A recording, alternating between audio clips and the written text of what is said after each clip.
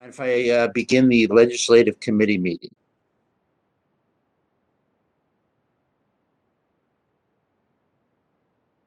I'll take that as a yes.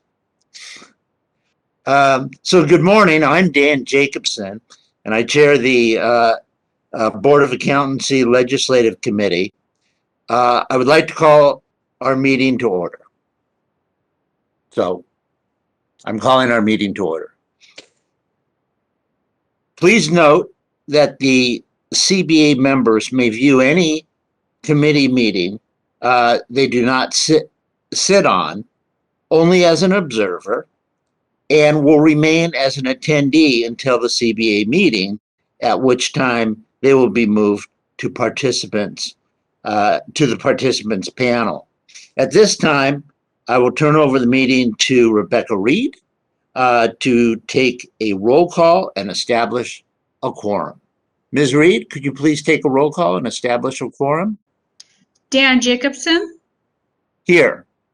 Carrie Ann Farrell Hines. Good morning. Here.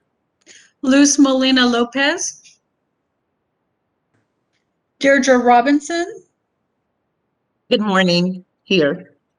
Katrina Salazar. And Yin Tu. I'm here. We have a quorum. I would like to thank the staff and the Solid team for their assistance in facilitating this virtual meeting that's necessary because of the COVID-19 pandemic. The Board of Accountancy's mission is to protect consumers by ensuring only qualified licensees practice public accountancy in accordance with established professional standards. This mission is derived from the statutory requirement that the protection of the public shall be the highest priority for the Board of Accountancy in exercising its licensing, regulatory, and disciplinary functions. Whenever the protection of the public is inconsistent with other interests sought to be promoted, the protection of the public shall be paramount. Before we convene, please be advised that this meeting is being conducted consistent with the provisions of Government Code Section 11133.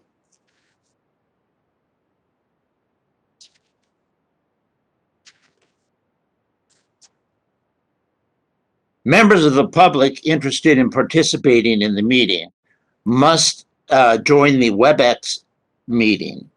Information and instructions are posted on our website, and all lines are currently on mute, except mine. As I facilitate this meeting to allow for proceeding in an orderly manner, lines will remain on mute until I direct staff to open them for public comments. I will announce when we are accepting public comments on the various issues, and staff will open lines as appropriate. 5 minutes will be allotted to each individual providing comments. I'd like to remind the committee members and others speaking during the meeting to please use the raise your hand feature if you wish to make a motion, ask a question, or make a comment. This approach is necessary to facilitate the meeting and to ensure that the committee has the opportunity to complete its necessary business. And I appreciate everyone's understanding. Agenda item 1 is public comment. So at this time, we will ask for public comment. The moderator will provide general instructions and then open up the meeting to public comment. Moderator, please go ahead. This is the moderator. The Q&A is now open. Members of the public, if you would like to participate, the instructions will be on your screen shortly. Simply click on the question mark inside of a square, which is typically located at the bottom right corner of your WebEx screen. And in the text box, type, "I would like to make a comment," and send it to all panelists.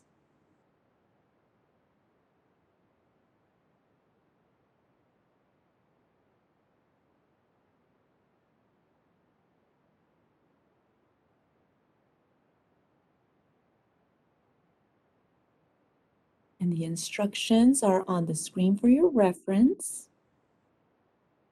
And again, it's for public comment.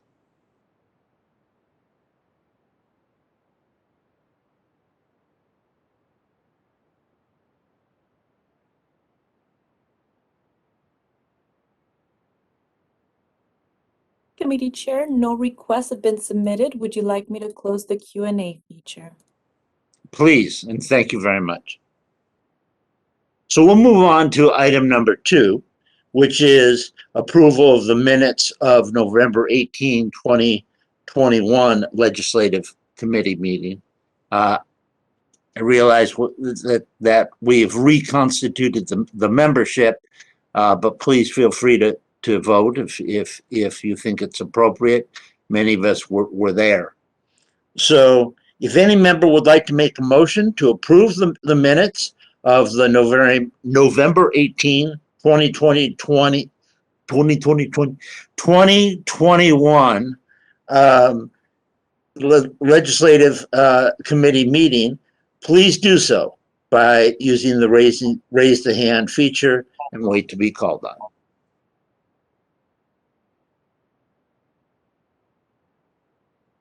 See, I see Katrina?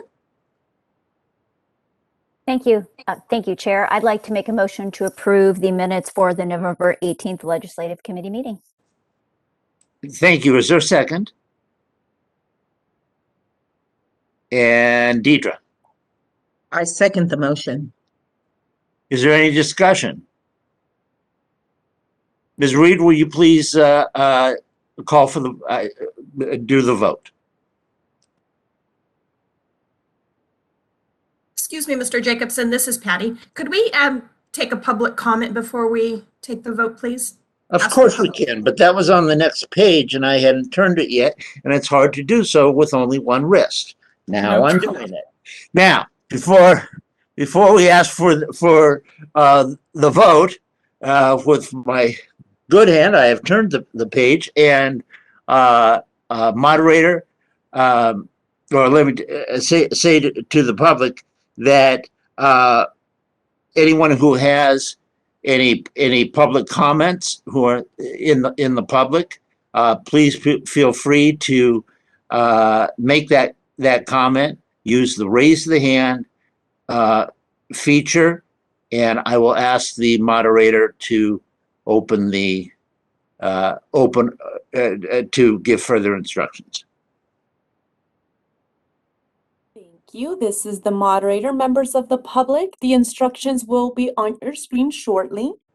If you would like to participate in public comment for this agenda item, simply click on the question mark inside of a square. That is typically located at the bottom right corner of your WebEx screen. And when the text box appears, type in, "I would like to make a comment," and make sure it's going to all the panelists, and then click send.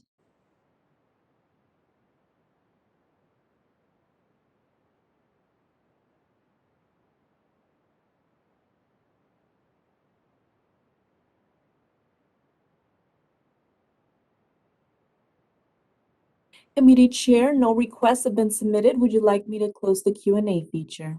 Please, and thank you very much.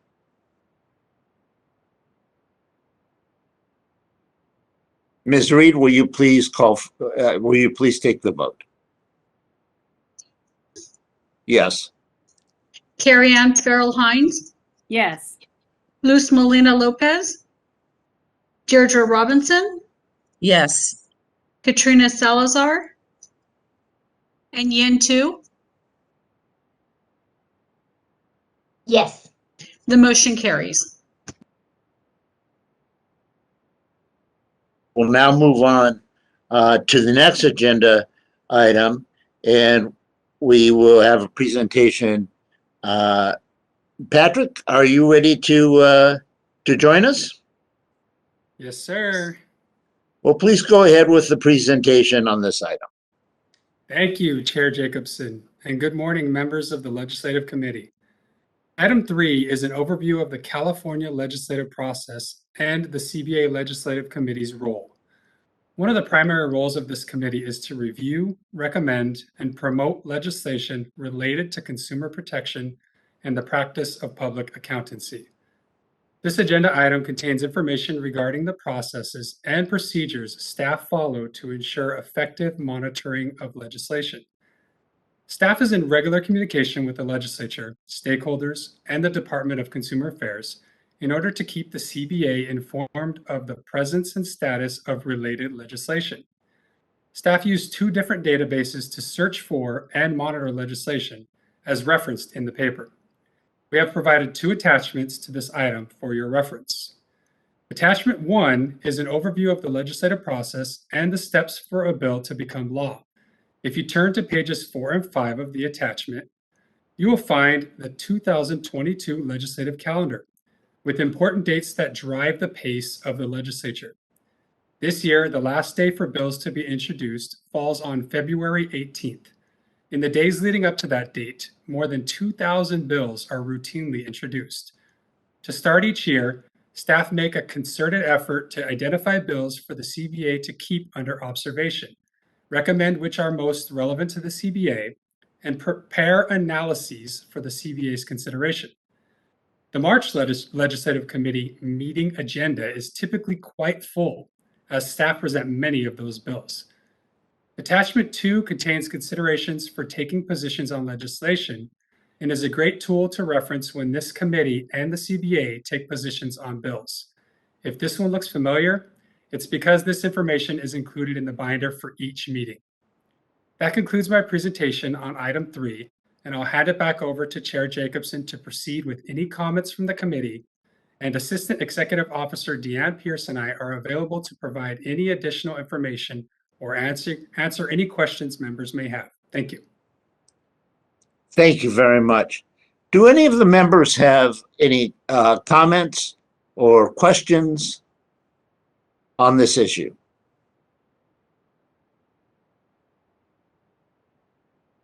Seeing none, then we'll turn to public comment, and I'll turn that issue over to the moderator. I've opened up the Q&A. Members of the public, if you would like to participate, click on the question mark inside of a square, which is typically located at the bottom right corner of your WebEx screen.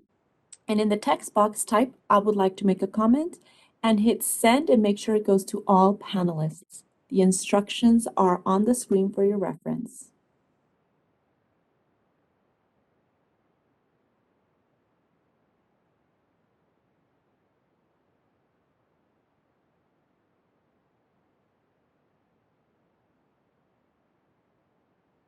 Committee Chair, no requests have been submitted. Would you like me to close the Q&A feature? Please do so, and thank you very much. We'll move on to the next agenda item, 6 and actually 6A, Assembly Bill 1498. Patrick, will you please go ahead with the presentation on this item? Actually, I believe we're on item 4, Mr. Jacobson, which would be the legislative tracking chart, the 2022 legislative calendar, and considerations for taking positions on legislation. I point out again that I only have one wrist. So why not do number, why not do it in order? Number 4. We will move on to number 4. And this is the Board of Accountancy's 2022 legislative tracking chart, 2022 legislative calendar, and considerations for taking positions on legislation. Patrick, please go ahead with your presentation. Thank you, Chair Jacobson. The legislature returned to session on Monday, January 3rd. Between now and Friday, February 18th, members of the legislature will be introducing their bills for the year, and legislative committees will be in full swing during March and April considering those bills. CBA staff are monitoring for 2022 introduced bills and active bills eligible for consideration, and will bring analyses of those bills to a future CBA meeting for your discussion and consideration. Attachment 1 for this item is the legislative checking chart listing all of the bills that were introduced in 2021 upon which the CBA took a position that also remain eligible to move into 2022. While most of these bills have not seen movement this year, AB 646 is now set for a hearing on January 22nd, while AB 885 failed to meet its legislative deadline and will be removed from this list going forward. Attachments 2 and 3 are the legislative calendar and the considerations for taking positions on legislation, which I discussed during the prior agenda item. That concludes my presentation, and I'll turn it back over to Chair Jacobson for any comments or questions. Thank you. Thank you. Do members of the committee have any comments, questions, discussion? All right, then we'll move on to the members of the public, and for that, I'll turn it over to the moderator. Members of the public, the Q&A is now open. The instructions are on the screen. If you would like to participate, click on that question mark inside of a square, typically located at the bottom right corner of your WebEx screen. And in the text field, type, I would like to make a comment, and click send to all panelists.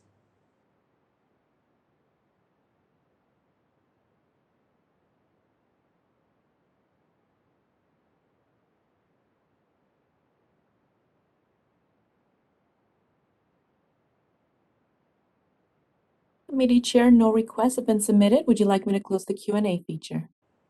Please do so, and thank you very much.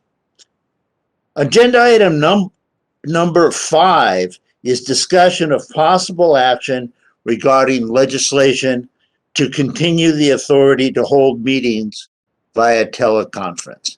And Patrick, I think you have some very interesting information to share with us about that. Please go ahead. Thank you, Chair Jacobson.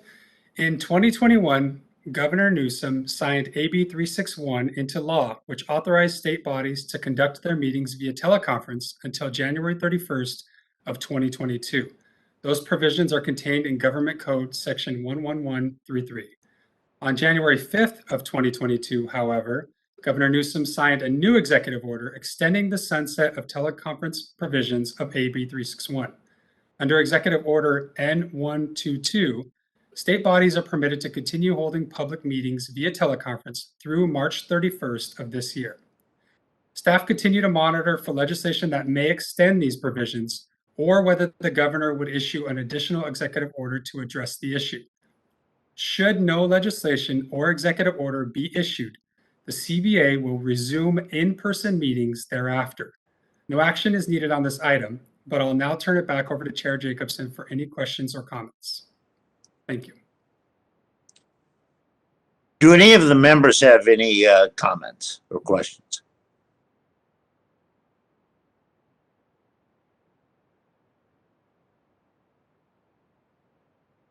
I do. I'm raising my one good hand. Patrick, is there any talk that you know of in the legislature or in the governor's office, or Patty, perhaps you can answer this, about an extension? I can handle that one. At this moment, we are not aware of any chatter for a further extension at this time. That may change. I hope it does, because we just don't know what's happening with COVID-19, and I don't think that the great scientific minds, none of them can say with certitude as to what will happen. And you know, it's good to be prepared. So I hope that that these things move forward and we get some extension. Of course, I hope the whole thing comes to an end, but I don't I say hope for the best and prepare for the worst.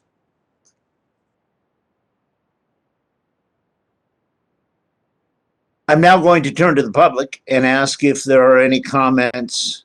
Chair Jacobson, sorry to yes. interrupt. I believe we have a question from Ms. Hines. I'm so sorry. Carrie Ann, please go ahead. We raised some questions, concerns, and interest about. We were interested in the Bagley-Keene, legislation being amended, not only for the sake of our full board, but particularly for the sake of the meetings of our committees.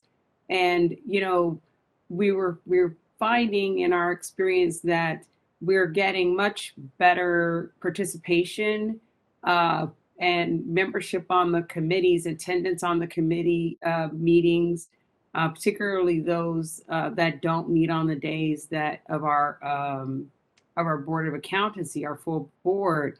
And we talked about the value of making those kinds of committee meetings still accessible and preserving transparency at the same time for the public by continuing with that authority, to meet by teleconference. So it's disappointing that legislation didn't pass, for those larger reasons and issues. So I would like to ask staff to discuss with the Department of Consumer Affairs,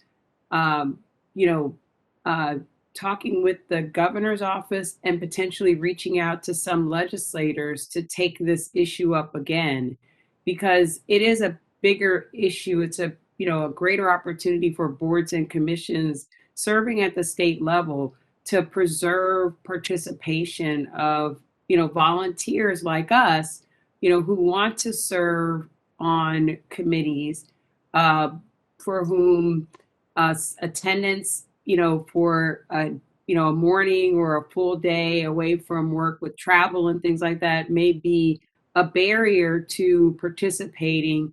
But the convenience of teleconferencing, especially now that the technology is so much more advanced, could serve a more, a very important purpose of ensuring that we have a wide range of participation on these boards and commissions.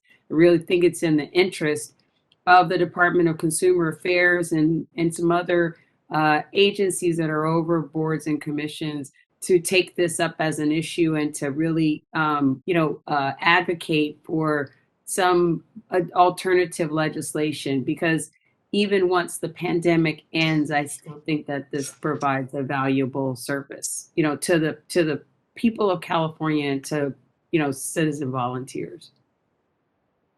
Thank you very much. Staff, my understanding is that there is a provision in our regular statutes, that a regular statutory scheme that allows for teleconferencing. But would anyone want to comment on whether that should be increased or made less cumbersome? We don't have to have all the papers here and all that stuff for the public to come and join us. I ask that of the staff. But Chair Jacobson. Thank you. So, Apologies. Chair Jacobson, this is yes. Leanne Pierce. I just wanted to acknowledge Ms. Hines' comment. I think that everything that you summarized is on the department's mind.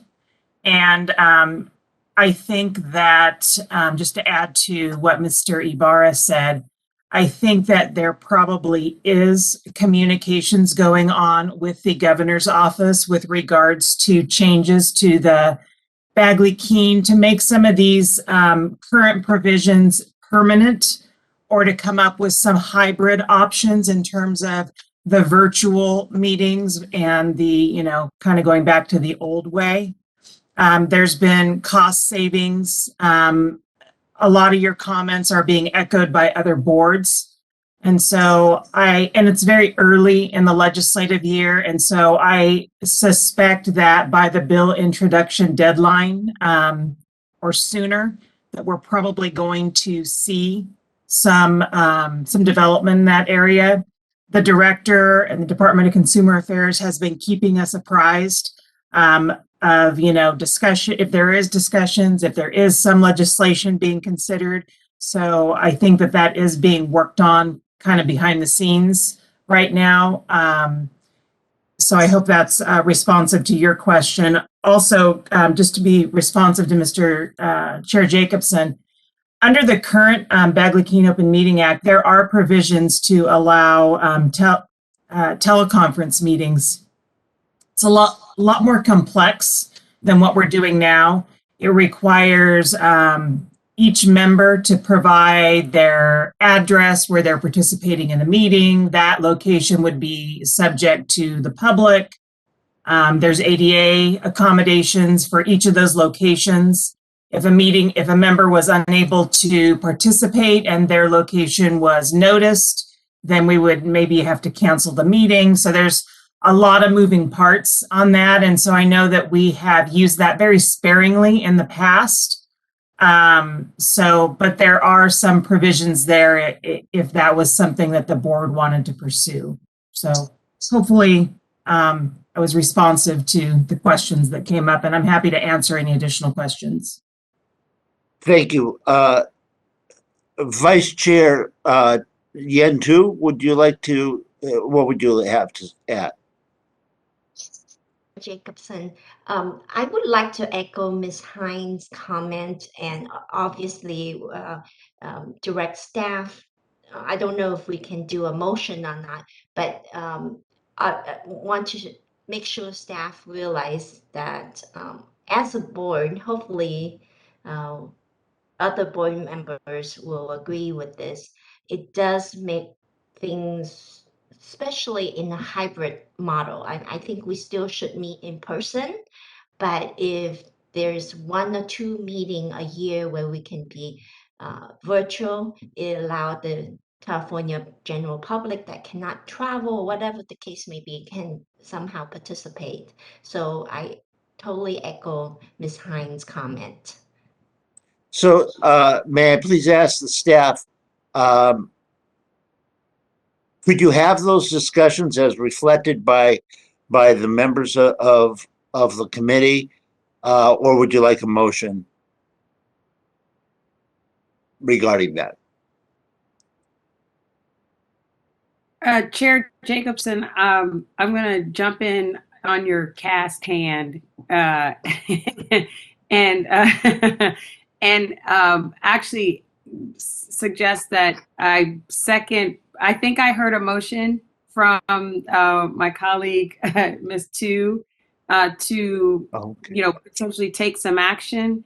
If I could recommend that it be a motion to ask the board to submit a letter to the CBA or the Department of Consumer Affairs, whichever is most appropriate, expressing our support for modification of the Bagley-Keene Act to facilitate alternative meeting measures. I don't think we need to go too far into detail. I just think that I think it would be helpful for a board of our size and of our stature to communicate to the legislature and the governor, those who appoint us, our feelings and positions on this. It's helpful to have staff, present that and advocate for us. But I think it is helpful to have a formal declaration of our position on this for the record. And that way, if the members of the legislature or the governor, think it would be helpful, they can even call upon, us to, help them build the record for why they would make these changes. So that's a lot of talking. So I don't know if Ms. Tu would like to make the motion, or if I can make the motion and have someone second it. I don't have any ownership to it. Carrie Ann, I think you kind of have made the motion, and so my Now you will be I'm happy wondering- to second it. well, I'm wondering if we could add to that the current emergency procedures stay in place for sometime after March 31, so that we're not caught flat-footed. Could that be added to that motion? Sure. For the ease of staff, I will rephrase the motion as we ask it's a motion for the CBA to communicate, to send a letter to the Department of Consumer Affairs regarding our support for amending the Bagley-Keene Act and the meeting laws, to the rules around meetings, to better facilitate member participation and to preserve transparency. And I'll leave the motion at that, and then I'll talk about it after, if I get a second. Is there a second, Ms. Tu? I will second it. Ms. Hines, do you mind if I ask if we add your motion with the letter, not just to Consumer Affairs, but to the governor and legislators? I'm open to that, to addressing it to both the governor and the speaker and the president pro tem. I would like to suggest that we leave the topic open. I mean, the details open, and allow the staff to work with the president to determine exactly what the letter should say. And in his report to the full board, he can, Chair Jacobson can talk about that. But I don't think we should put too many details in it.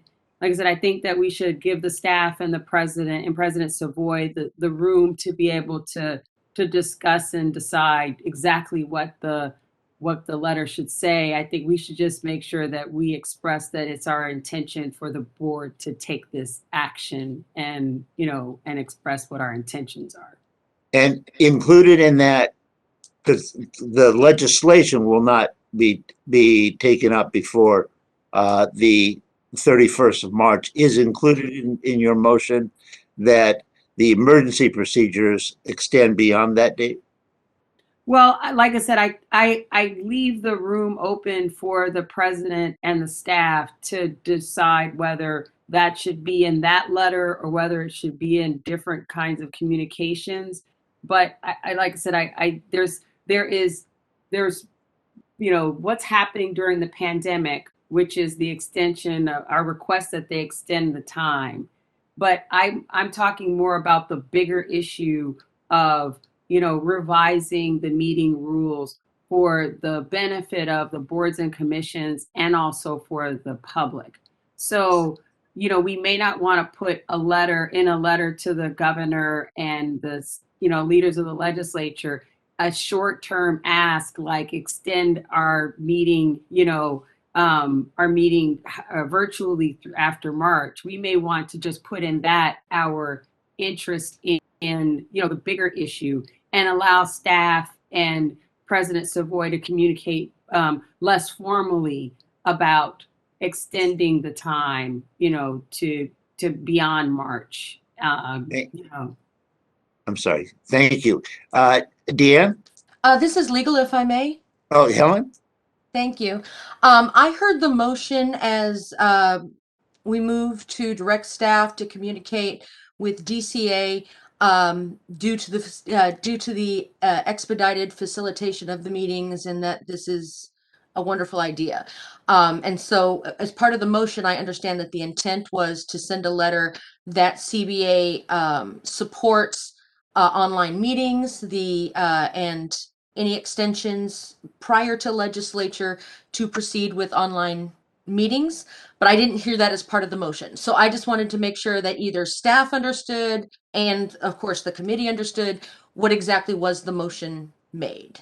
Yeah, I rephrased it to say that the CBA send a letter to the Department of Consumer Affairs, and then Chair Jacobson, requested to amend it to extend, or Ms. Tu requested to extend it to the leaders of the legislature and the governor, expressing the CBA's support for revising the Bagley-Keene Act. That's it. It's more, simplified. Thank you. And yes. So, and in discussing it, then I said we should leave this motion cleaner, but communicate what our intentions are during our board meeting to allow President Savoy and the staff to craft correspondence that reflects our intention, but not to, prescribe it so narrowly that they have to address, just specifically in the letter what we're talking about here. I think they will, they're listening in on this meeting, they'll understand the point. But the most important part is that we formally communicate our support as a board for the revising and updating Bagley-Keene. Oh, yes. I think, yeah.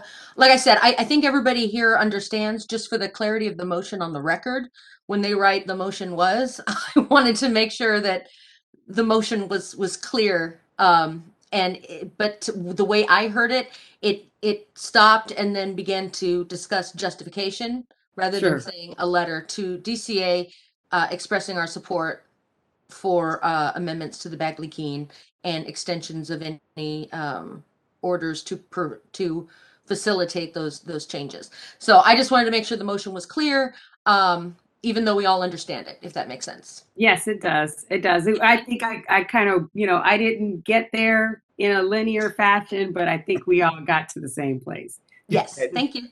Vice Chair, too, I think that you're nodding your head.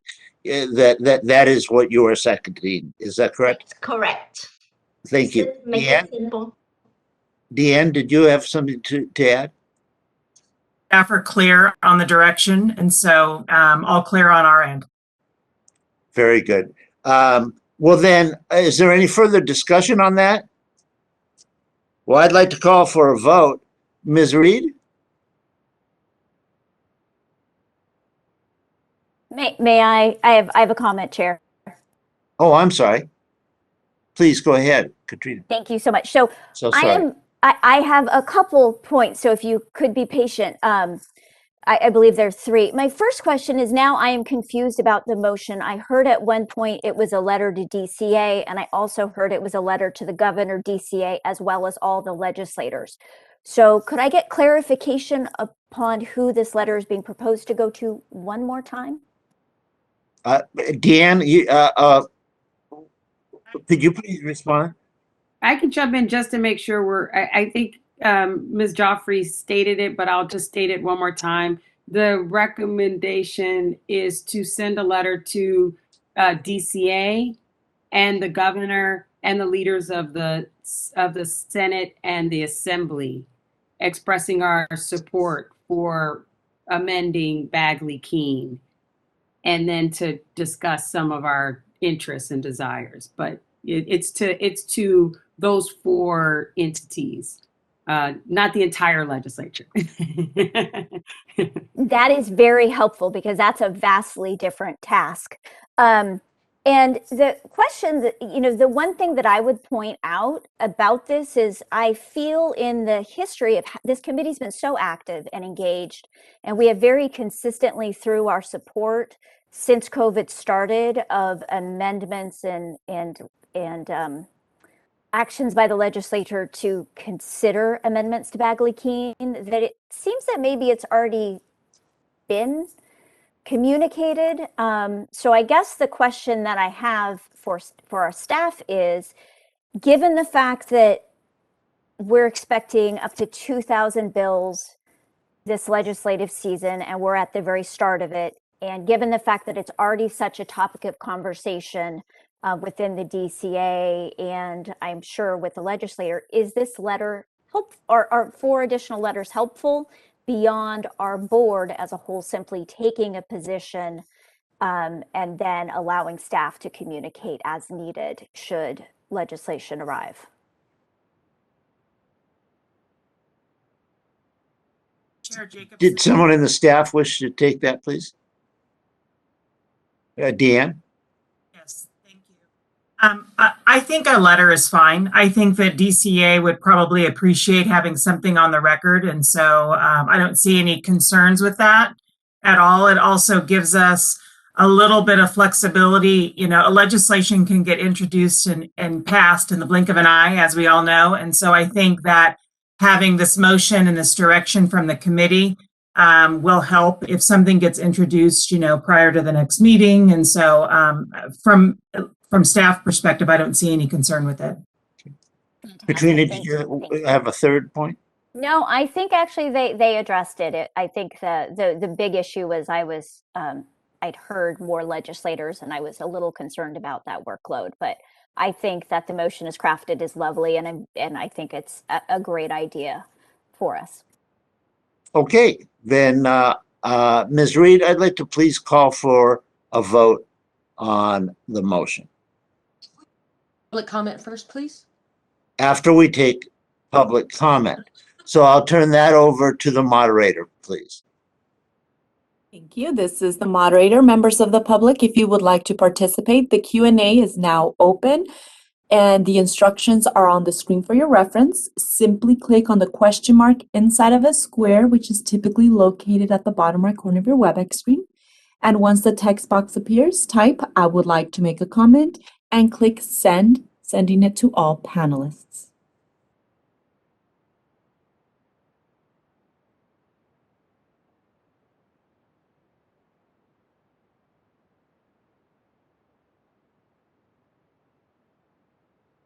Committee Chair, no requests have been submitted. Would you like me to close the Q&A feature?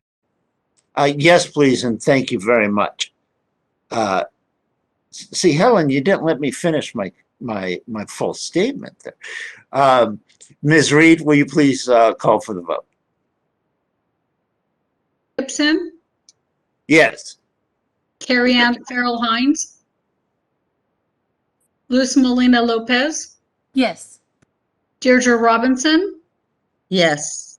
Katrina Salazar, and Yin Tu. Yes. The motion carries. Thank you very much. I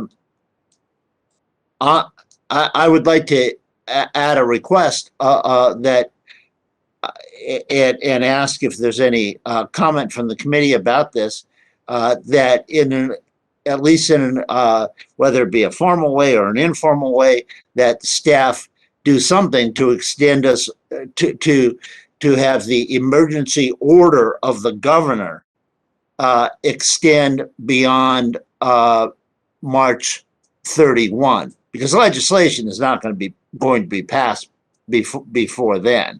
So it seems like there has to be an order of the governor.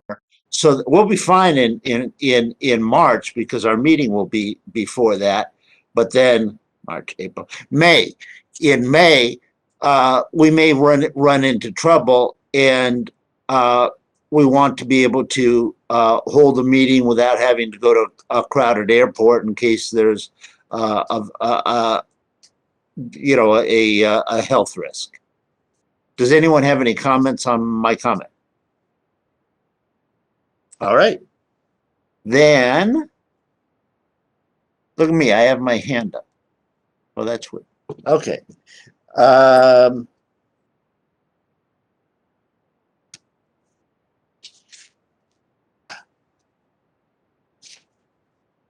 Now I think it's a good idea to go to item 6A.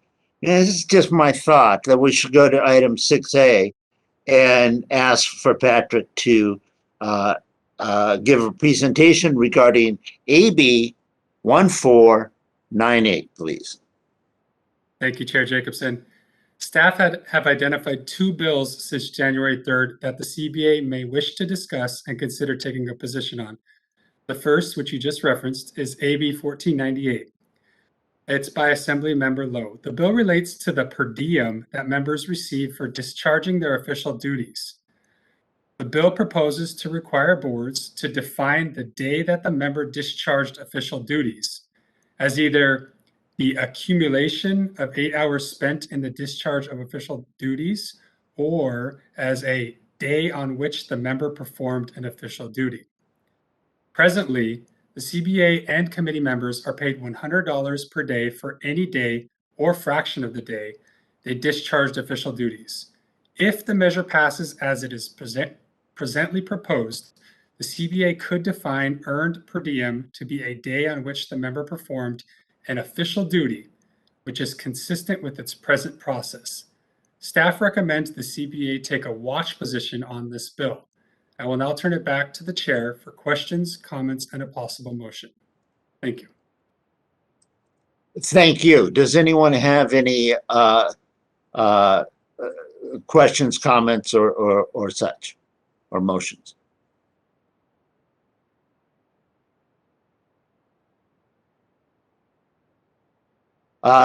Vice Chair 2. Thank you, Chair.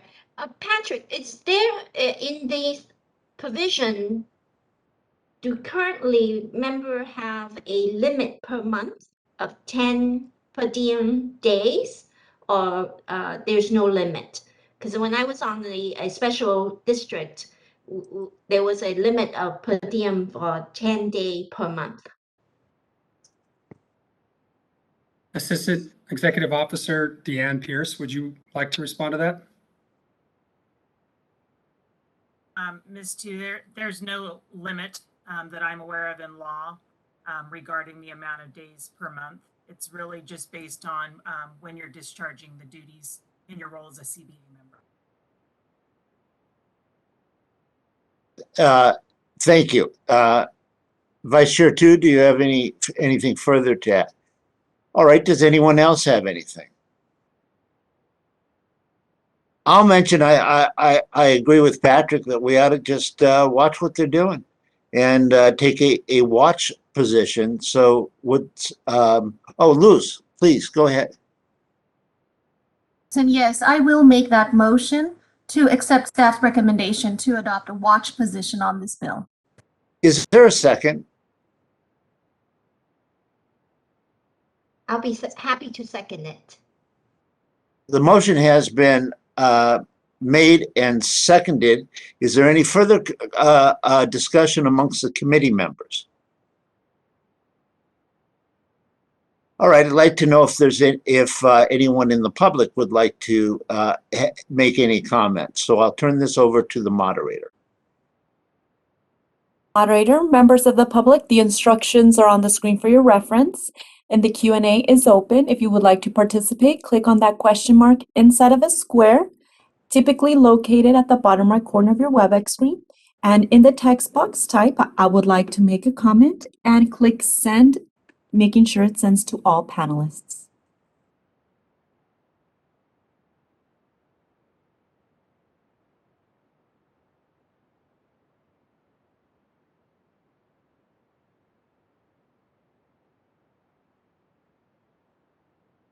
Chair, no requests have been submitted. Would you like me to close the Q&A feature?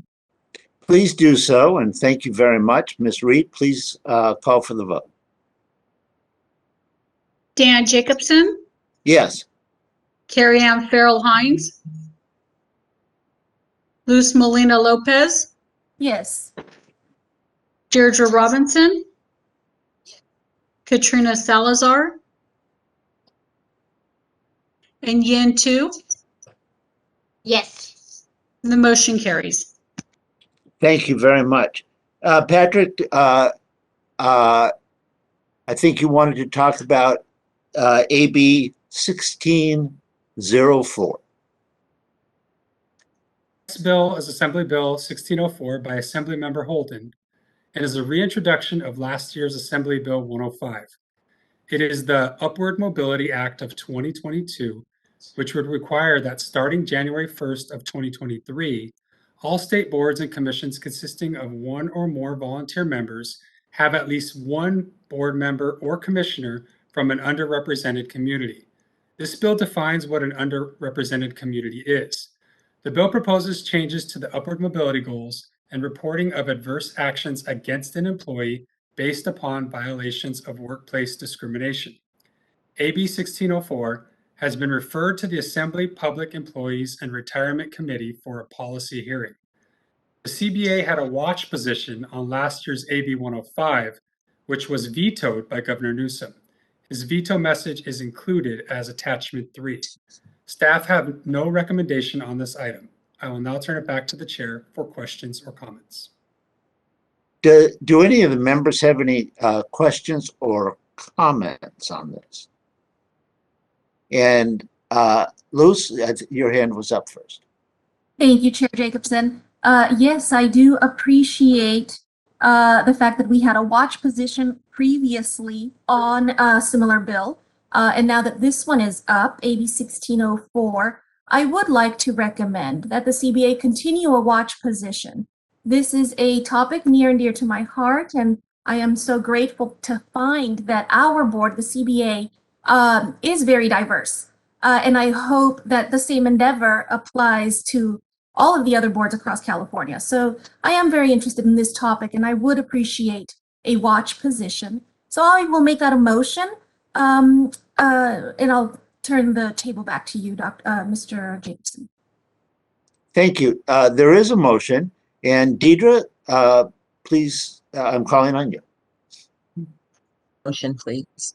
It's been moved and seconded that we take a watch position on 1604. Is there any discussion amongst the members?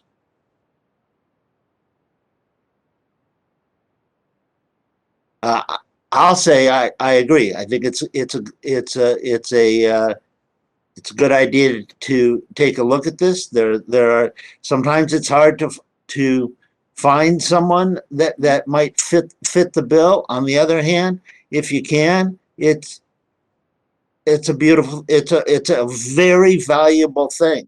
You can't, it's hard to make, for instance, it's hard to make when people come from different parts of life, it's easier to see their point of view. You may not think of their point of view. And then they bring it up and they say, oh yeah, that makes a lot of sense. So anyways, that's just my thought. I'm going to ask if any members of the public have any comments on this. And for that, I turn this over to the moderator. Thank you. This is the moderator. Members of the public, the instructions are on the screen and the Q&A is now open. If you would like to participate, click on the question mark inside of a square, typically located at the bottom right corner of your WebEx screen. Type, I would like to make a comment in the text field and send it to all panelists.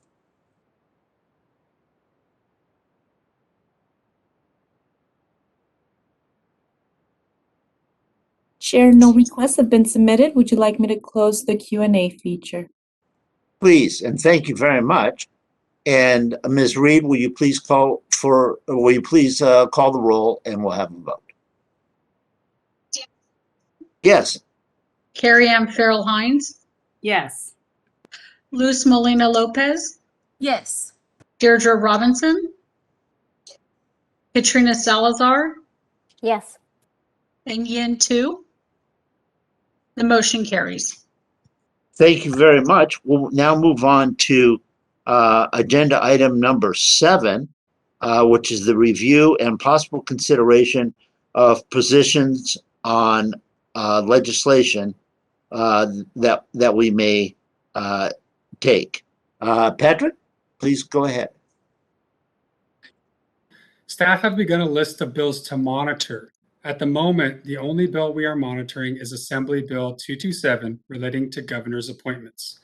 There's no action needed on this item, and I'll turn it back to Chair Jacobson for any questions or discussion.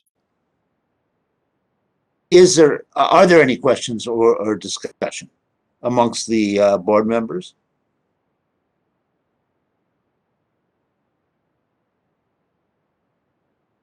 And I'd like to ask if there are any questions or discussion amongst the public, and for that, I'll turn it over to the moderator. Thank you. This is the moderator. The Q&A is now open. The instructions are on the screen. If you would like to participate, click on the question mark inside of a square. Type, I would like to make a comment in the text field and send it to all panelists.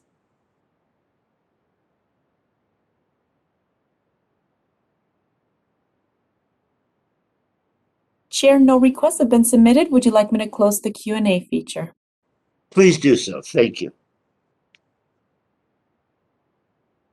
So now, my question is deals with agenda item number 8. It is agenda number 8. Does anyone, do any of the members have any items that they would like to see agendized for a future meeting?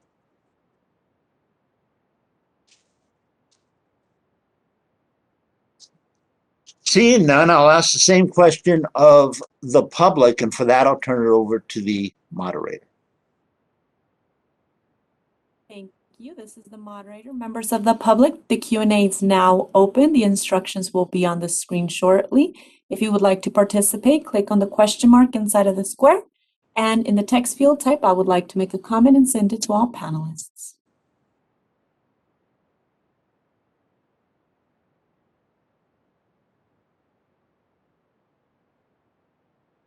No requests have been submitted.